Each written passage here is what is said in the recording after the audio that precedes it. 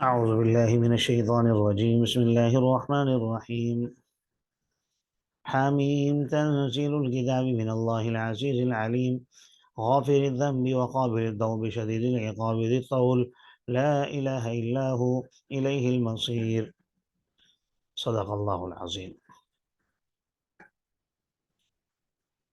حمیم واللہ اعلم بمرادہ.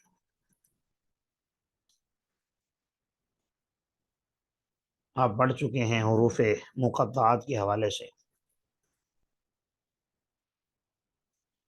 بلکہ ایک اور بات یہاں ذہن میں رکھیے کہ یہاں سے اب تقریباً سورۃ المؤمن سے لے کر سورۃ الاحقاف تک یہ 7 صورتیں ہیں جو حامیم سے شروع ہوتی ہیں، اور ان کو حوامیم بھی کہا جاتا ہے، یعنی حامیم کی جمع، اور اسی وجہ سے ان کا نام عروس القرآن بھی رکھا گیا ہے، یعنی قرآن کی دلہن. عروس کہتے ہیں دلہن کو. یہ 7 صورتیں جو حامیم سے شروع ہوتی ہیں ان کو حوامیم اور عروس القرآن. اور یہ جو الفاظ ہیں، ظاہر ہے اس کی فصاحت و بلاغت کا میں اور آپ اندازہ نہیں لگا سکتے.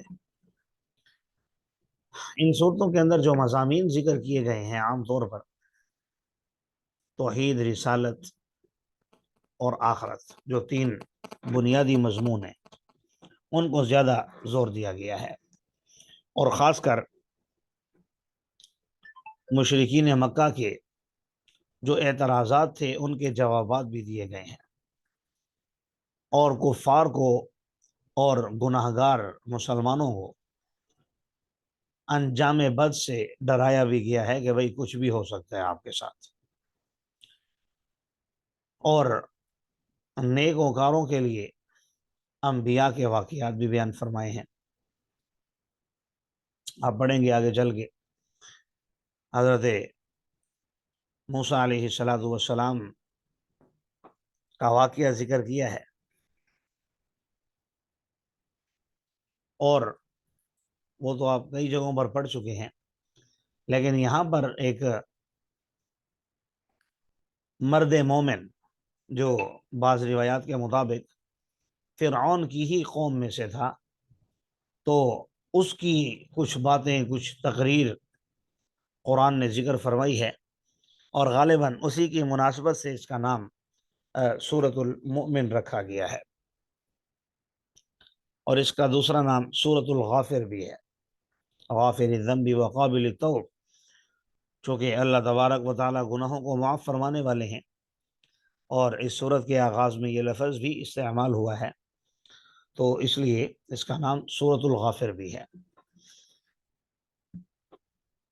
یہ کتاب اتاری ہوئی ہے اللہ تبارک و تعالیٰ کی طرف سے،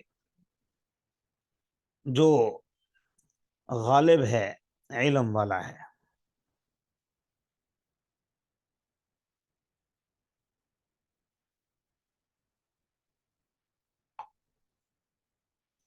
جی،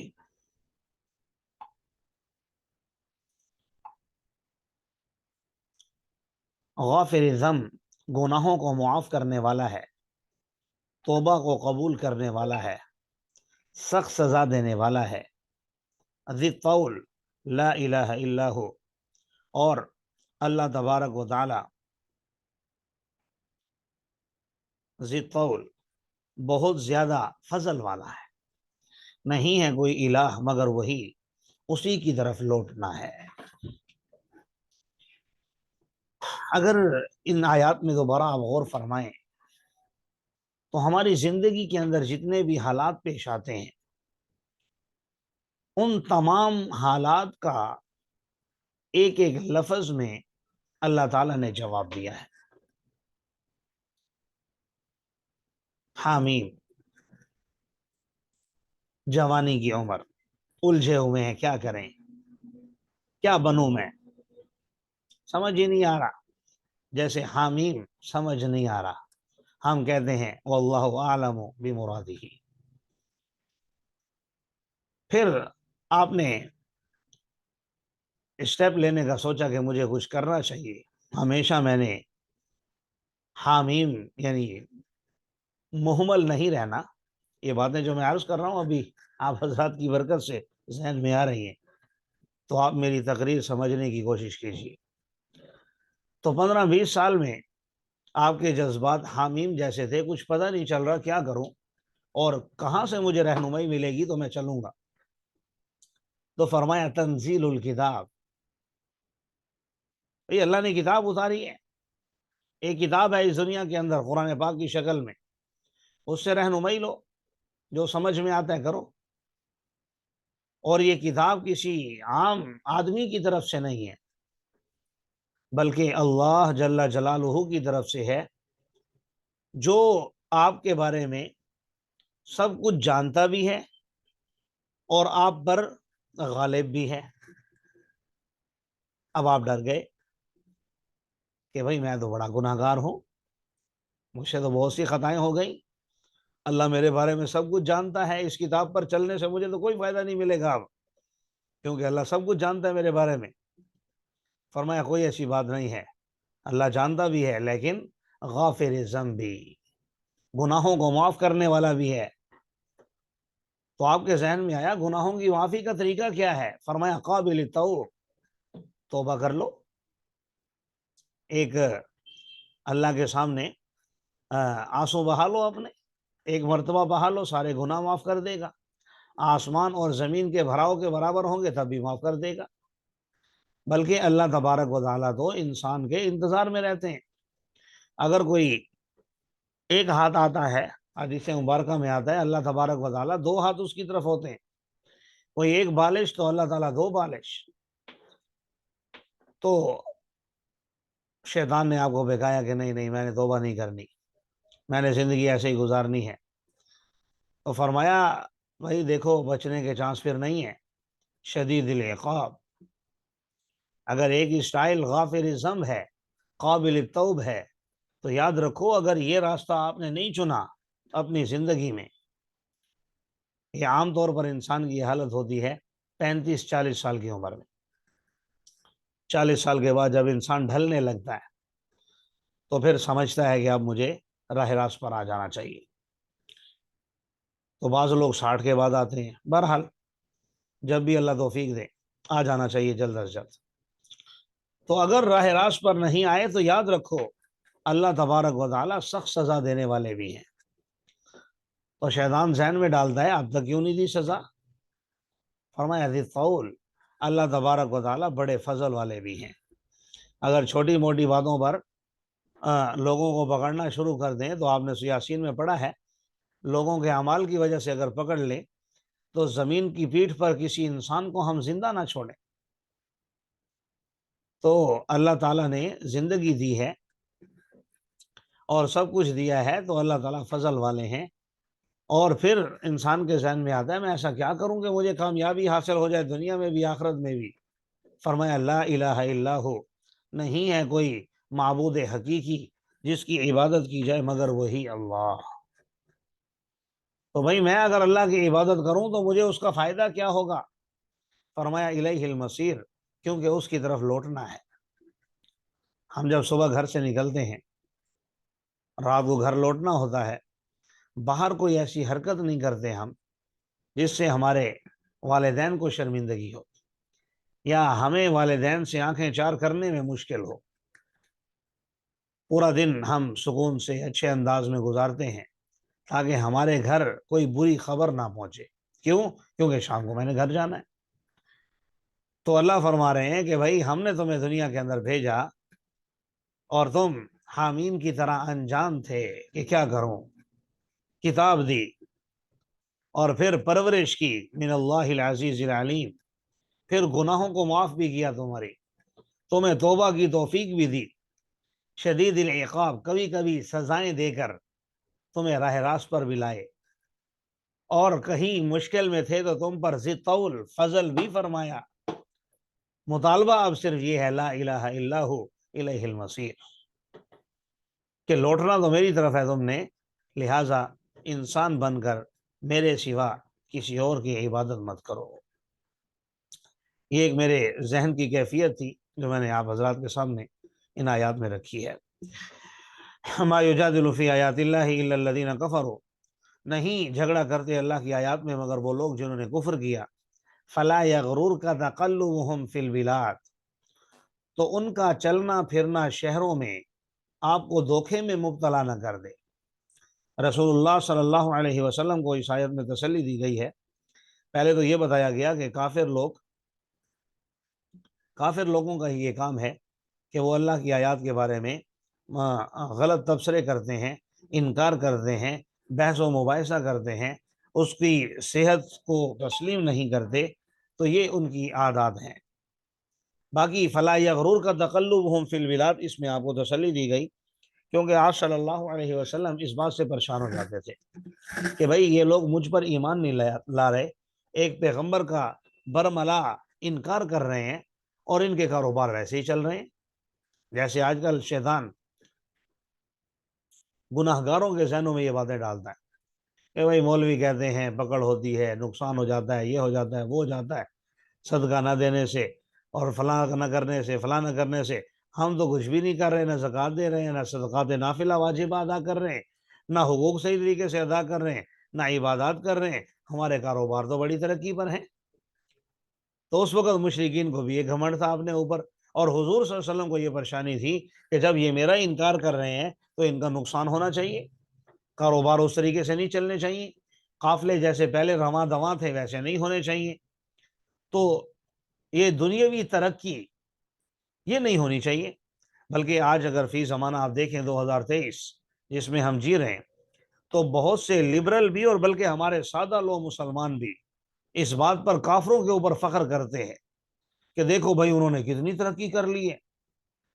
ابھی بھارت پچھلے دنوں میں شاید چاند پر انہوں نے بھیجا اپنا سیارہ، تو سب یہی کہ بھائی پاکستانی ملا تو ابھی تقوی اور طہارت میں پڑے ہوئے ہیں، شلوار ٹخنوں سے اوپر رکھنے کی باتیں کر رہے ہیں، اور بھارت دیکھو چاند پر پہنچ گیا۔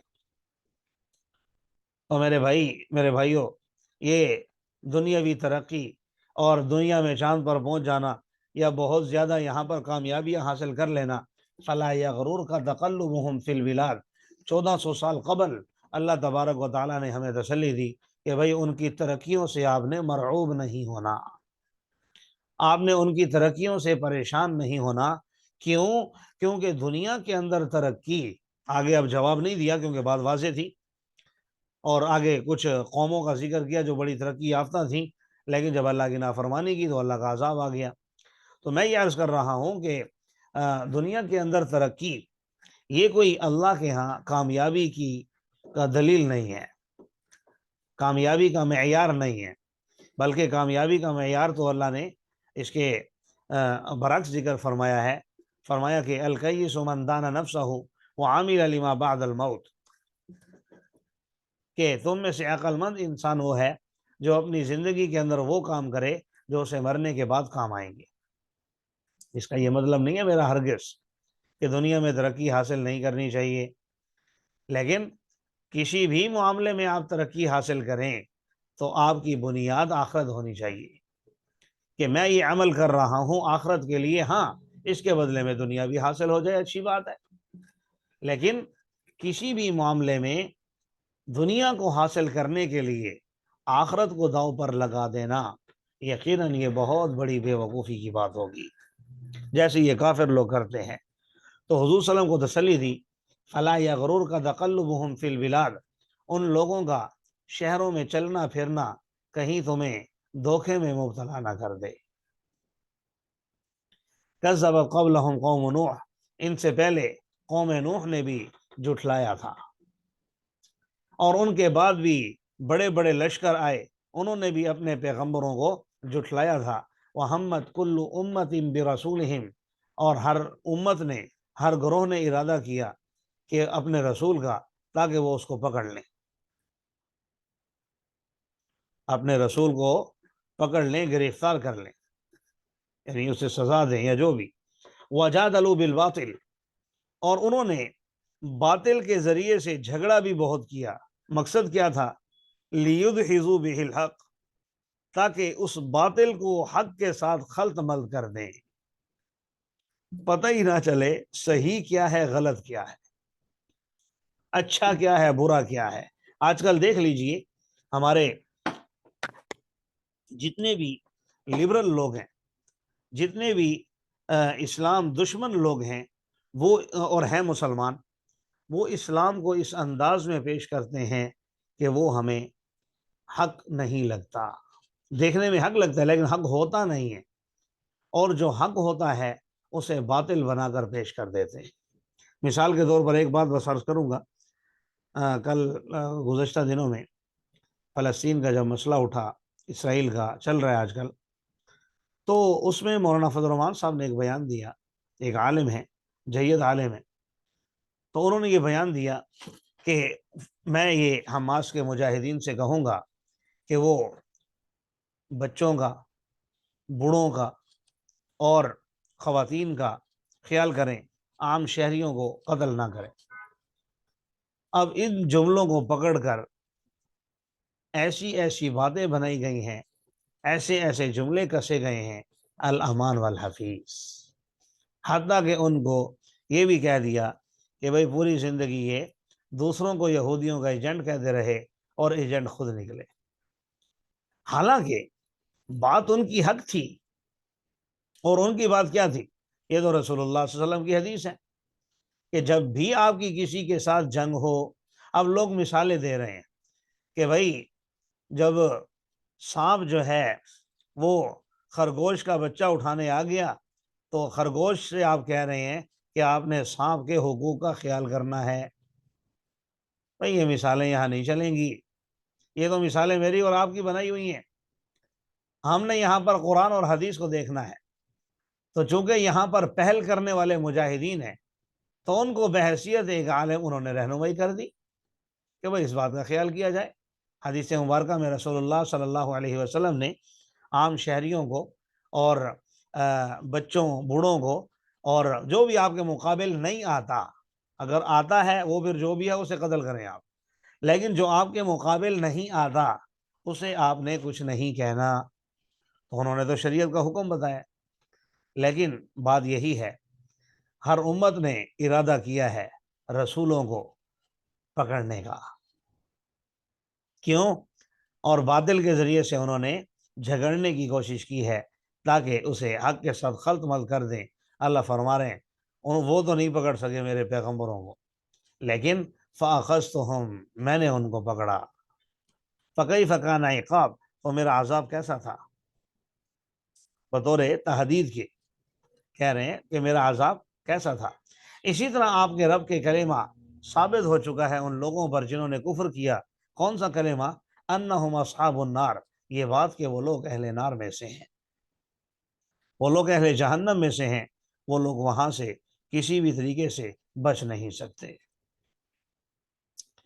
الذین یحملون العرش ومن حولہ یسبحون بحمد ربہم، اور وہ فرشتے جو عرش کو اٹھائے ہوئے ہیں، اور وہ فرشتے جو عرش کے ارد گرد اپنے رب کی حمد کی تسبیح بیان کر رہے ہیں، اس پر ایمان بھی رکھتے ہیں۔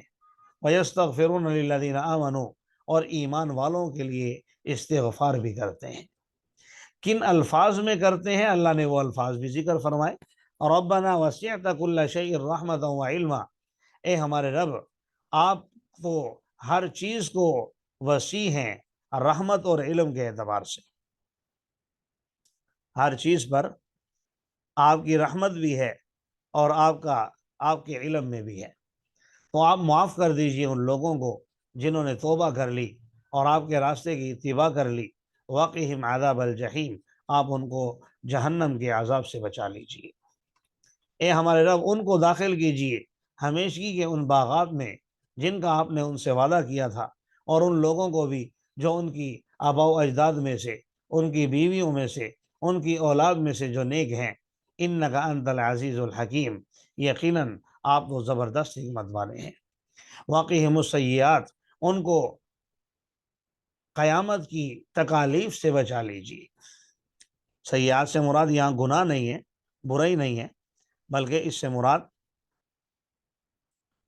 قیامت کے دن کی ہولناکیاں ہیں، کیونکہ ومن تق السیئات یومئذ فقد رحمتہ، جس کو آپ نے اس دن یعنی قیامت کے دن تکالیف سے بچا لیا، جہنم کی ہولناکیوں سے اور قیامت کی تلخیوں سے، یقیناً آپ نے اس پر رحم کیا۔ اللہ اس دن ہم سب پر رحم فرمائے۔ وذالک هو الفوز العظیم، یقیناً یہ بہت بڑی کامیابی ہے۔ ان الذین کفروا ینادون لمقت اللہ، یقیناً وہ لوگ جنہوں نے کفر کیا انہیں پکارا جائے گا، کہا جائے گا اللہ کا بیزار ہونا تمہارے اپنے آپ سے بیزار ہونے سے زیادہ بڑا ہے۔ اذ تدعون الی الایمان فتکفرون، جب تمہیں ایمان کی طرف بلایا جاتا تھا تو تم انکار کر دیتے تھے۔ یہ جو بات ہے لمقت اللہ اکبر من مقتکم انفسکم، یہ قیامت کے حوالے سے ہے، اور مطلب اس کا آپ لوگ شاید سمجھ گئے ہوں، میں پھر بھی وضاحت کر دیتا ہوں۔ مطلب اس کا یہ ہے کہ جب اہل جہنم میں جائیں گے، عذاب میں مبتلا کیے جائیں گے، تو ظاہر ہے اس وقت یہ اپنے آپ سے نفرت کرنے لگیں گے۔ من مقتکم انفسکم، اپنے آپ سے بیزاری کا اعلان کریں گے۔ جیسے دنیا کے اندر بھی آپ دیکھیں، بلکہ دنیا کے اندر کیا اپنا جائزہ لیں، جب آپ کوئی گناہ کر بیٹھتے ہیں، جب آپ کوئی غلطی کر بیٹھتے ہیں اور آپ کے پاس قلب سلیم ہو، آپ کی طبیعت سلیمہ ہو، آپ ایک اچھے انسان ہو، پھر آپ سے گناہ ہو جائے تو آپ کو اپنے آپ سے نفرت ہونے لگ جاتی ہے کہ میں نے یہ کیا کر دیا، یا کسی بڑے کو کچھ کہہ دیں آپ غلط تو اپنے آپ سے، اپنی گفتگو سے نفرت ہونے لگ جاتی ہے کہ میں نے ان سے کیا کہہ دیا۔ تو اسی طرح یہ لوگ وہاں اپنے آپ سے نفرت کریں گے، لیکن ظاہر ہے پھر اللہ کو ان پر رحم نہیں آئے گا۔ اللہ تعالیٰ فرما رہے ہیں اس وقت ہم ان سے کہیں گے لمقت اللہ اکبر من مقتکم انفسکم، آج جتنی نفرت تم اپنے آپ سے کر رہے ہو، اللہ اس سے زیادہ تم سے نفرت کر رہا ہے۔ کیوں؟ کیونکہ دنیا کے اندر بار بار کہا تھا، دیکھیں یہ تو ان کافروں کی بات ہو رہی ہے جو جہنم میں چلے گئے، ان سے یہ کہا جائے گا، لیکن میں اور آپ تو آج دنیا کے اندر موجود ہیں، جہاں یہ موقع ہے کہ ہم استدعون الی الایمان، ایمان کے تو ہم دعوے دار ہیں نا، قرآن کہہ رہا ہے بار بار یا ایھا الذین آمنوا آمنوا، اے ایمان والو ایمان لے آؤ۔ اس کا کیا مطلب؟ ایمان والے ایمان لے آؤ۔ تو علماء نے لکھا ہے، اللہ تعالیٰ تسلی دے رہے ہیں کہ بھائی تم ایمان تو لے آئے ہو لیکن مومن تم نہیں ہو، بس اوپر اوپر سے کلمہ پڑھ لیا، بس مومن کہلانے کے لائق نہیں ہو، تو میں تمہارے کلمے کی لاج رکھتے ہوئے، میں تمہارے اس اظہار کا بھرم رکھتے ہوئے کہہ رہا ہوں کہ اے ایمان والو اب سچ میں ایمان لے آؤ۔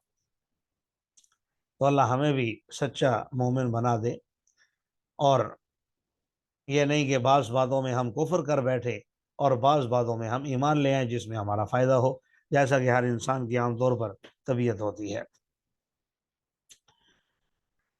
تو اس بات کے جواب میں یہ لوگ کہیں گے ربنا امتنا سنتین واحییتنا سنتین فاعترفنا بذنوبنا فهل الى خروج من سبیل، اے ہمارے رب تو نے ہمیں 2 مرتبہ موت دی اور 2 مرتبہ تو نے ہمیں زندگی دی، ہم اپنے گناہوں کا اعتراف کرتے ہیں، فهل الى خروج من سبیل، تو کیا بچنے کا کوئی چانس ہے؟ لفظی ترجمہ ہے کیا نکلنے کا کوئی راستہ ہے؟ اچھا، یہاں پر 2 موتیں اور 2 زندگیوں کا ذکر کیا ہے۔ علماء نے لکھا ہے کہ اس سے ایک موت سے مراد تو پیدائش سے جو پہلے کا وقت ہے، موت کا یہی ہے کہ نہ ہونا، عدم، آدمی چیز کو کہتے ہیں۔ هل أتى على الإنسان حين من الدهر لم يكن شيئا مذكورا، انسان پر ایک طویل عرصہ ایسا گزرا جب وہ قابل تذکرہ چیز نہیں تھا۔ تو ایک تو مراد یہ ہے پیدائش سے پہلے کا وقت، جب انسان کو وجود ہی نہیں دیا گیا تھا تو اسے مردہ ہونے سے تعبیر کیا ہے، اور دوسری موت جو زندگی میں سب کو آتی ہے۔ اور تو نے ہمیں 2 مرتبہ زندگی عطا کی، ایک زندگی دنیا کی اور ایک زندگی آخرت کی جو وہ جی رہے ہوں گے، یہ مراد ہے۔ لیکن اب یہ تیسری زندگی کے لیے یا دوبارہ دنیا میں آنے کے لیے بھیک مانگیں گے، سوال کریں گے، فریاد کریں گے، لیکن نہیں مانی جائے گی۔ ذالکم بانہ اذا دعی اللہ وحدہ کفرتم، بھائی انہیں جواب دیا جا رہا ہے یہ تمہاری حالت کس لیے ہے؟ اس لیے کہ جب اللہ وحدہ لا شریک کی طرف بلایا جاتا تھا، جب اللہ کے لیے تمہیں پکارا جاتا تھا کہ آ جاؤ، اللہ تمہیں کہہ رہا تھا کہ ایک اللہ کو مان لو، کفرتم، تو تم کفر کرتے تھے، انکار کرتے تھے، اور اگر اس کے ساتھ شریک کیا جاتا تو تم ایمان لے آتے تھے۔ فالحکم للہ العلی الکبیر، یقیناً اب تو فیصلہ اللہ ہی کی ہاتھ میں ہے جس کی شان بہت ہی بلند ہے۔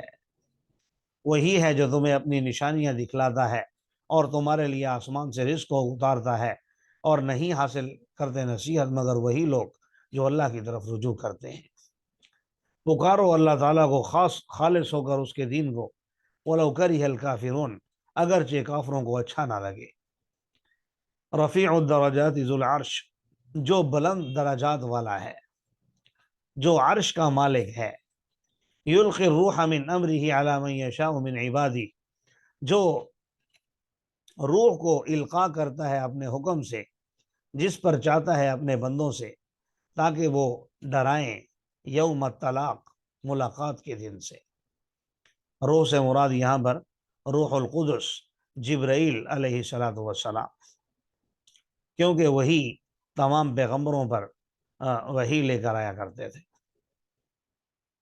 اور روح کا ترجمہ آپ وحی سے بھی کر سکتے ہیں، وحی بھی کر سکتے ہیں، وحی لانے والا بھی مراد ہو سکتا ہے اور وحی بھی مراد ہو سکتی ہے۔ مطلب دونوں صورتوں میں ایک ہی ہے کہ پیغمبر اللہ تبارک و تعالی بناتے ہیں جس کو چاہتے ہیں۔ مقصد کیا ہوتا ہے؟ تاکہ وہ قیامت سے لوگوں کو ڈرائیں۔ یوم ہم بارزون، جو طلاق کا دن ہے، یہ فوا کے ساتھ نہیں ہے، میں نے ترجمے میں واضح کر دیا ہے، ملاقات۔ طلاق اور چیز ہے، طلاق یعنی تا کے ساتھ، اس کا معنی ہوتا ہے ملاقات کرنا۔ تو قیامت کے دن ملاقات ہوگی اللہ تبارک و تعالیٰ سے، اللہ کا دیدار بھی ہوگا، کسی کے ساتھ غضبناک حالت میں، کسی کے ساتھ اچھی حالت میں۔ رسول اللہ صلی اللہ علیہ وسلم نے ارشاد فرمایا صحابہ کرام کو کہ تم اللہ تعالیٰ کو ایسے دیکھو گے، سب دیکھو گے۔ تو صحابہ کرام سادہ لوگ تھے، فرمایا یا رسول اللہ، اللہ کو ہم کیسے دیکھیں گے اتنے زیادہ؟ وہاں دھکم پیل تو نہیں ہوگی؟ جو آگے ہوگا وہ دیکھ لے گا، جو پیچھے ہے وہ رہ جائے گا۔ فرمایا نہیں، چاند کو دیکھتے ہوئے کبھی دھکم پیل ہوتی ہے؟ صحابہ نے کہا نہیں۔ فرمایا تم اپنے رب کا دیدار ایسے کرو گے۔ اللہ تعالی ہمیں بھی اپنا دیدار عطا فرمائے، آمین۔ تو بہرحال یہ ملاقات کا دن ہوگا، اور ملاقات بندوں کی بھی ہوگی، ظاہر ہے جو ہمارے بچھڑے ہوئے ہیں، کسی کے والدین رخصت ہو جاتے ہیں دنیا سے، اس کے ہوتے ہوئے اولاد رخصت ہو جاتی ہے، رشتہ دار دوست احباب رخصت ہو جاتے ہیں، جاننے والے رخصت ہو جاتے ہیں، تو کل قیامت کے دن سب اکٹھے ہو جائیں گے۔ یوم ہم بارزون، جس دن وہ ظاہر ہوں گے، تو اس دن اللہ پر ان میں سے کوئی بھی چیز مخفی نہیں ہوگی۔ لمن الملک اليوم، اسی کی آج بادشاہت ہوگی، اللہ کے لیے تلے تنہا، جو کہ سب پر غالب ہے۔ آپ کے ذہن میں آ رہا ہوگا کہ بھئی ملکیت تو آج بھی اللہ کی ہے، قیامت کے دن کیوں ہوگی؟ یہاں اس آیات میں قیامت کے ساتھ کیوں خاص کیا لمن الملک اليوم؟ اسی طرح مخفی تو آج بھی اللہ پر کوئی چیز نہیں ہے، لیکن قیامت کے ساتھ خاص کیوں کر رہے ہیں؟ تو بات یہ ہے کہ دنیا کے اندر اللہ تعالیٰ نے اس نظام عالم کو ایسا رکھا ہے کہ چوری کرنے والا یہ سمجھتا ہے کہ مجھے کوئی نہیں دیکھ رہا، گناہ کرنے والا، رشوت لینے والا، سود کھانے والا، اللہ کی نافرمانی کرنے والا یہی سمجھتا ہے کہ مجھے کوئی نہیں دیکھ رہا، ایک احساس ہوتا ہے۔ اسی طرح ملکیت کے اعتبار سے دیکھا جائے تو ظاہری طور پر ملکیتیں اللہ تعالیٰ نے ہمیں دی ہوئی ہیں.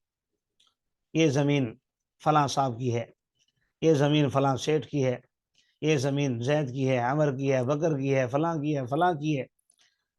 تو دنیا کے اندر ظاہری ملکیتیں، اگرچہ ملکیت خالص، اصل ملکیت تو آج بھی اللہ تعالیٰ کی ہے، لیکن ظاہری ملکیتیں اللہ تعالیٰ نے ہمیں دی ہوئی ہیں. بلکہ ایک شاعر نے تو مرنے کے بعد کے لیے بھی تعبیر کیا. اس نے تو بہرحال یہ سمجھانے کی کوشش کی شاعر نے کہ یہ جو ظاہری ملکیتیں ہیں یہ بھی فانی ہیں، کیونکہ آج آپ کے پاس ہے، جیسے ہی آپ کی روح نکلی یہ آپ سے ختم ہو جائے گی. واو کو مجہول ادا کرے تو اسی طرح واولین کو ہوگا. اس طرح سب اپنا بند کر یا دیں. کو اگر اسی طرح مجہول ہے تو بھی ایلین کی طرح بن جائے گا. اصل ادائیگی جو ہے مثلا وہ مدہ کی ادائیگی نور نور جمیل نور جمیل. اب اس کو ایسا جائز نہیں ہے نور